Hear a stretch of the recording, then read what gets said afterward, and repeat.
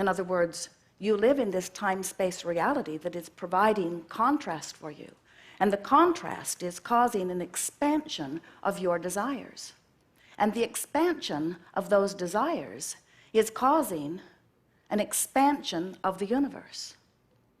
So something that we want to call your attention to is that as you are living your life experience and something is happening which is helping you to identify or to sharpen a desire, that desire is a vibrational reality that becomes in the moment of the contrasting experience which gives birth to it.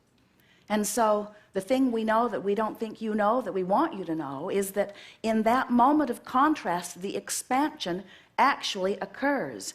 And the part of you that is non-physical, the part of you that is vibrationally like that which is us, goes with that new desire and literally, vibrationally becomes it. In other words, you have expanded in the moment of your knowing what you don't want, because you cannot know what you don't want without the explosion of what you do want happening in the universe.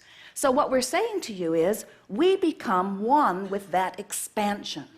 The non-physical part of you, which is the larger part of you, far and away the larger part of you, the eternal part of you, the non-physical eternal part of you becomes one immediately with every desire in the moment that your contrast gives birth to it. What this workshop is about is the question that so many of you have, and the question that is really a worthy question. Why is it that we're speaking for you, standing in my physical body, don't feel so good? Why is it that there are desires that I know that I hold that are not coming to physical fruition?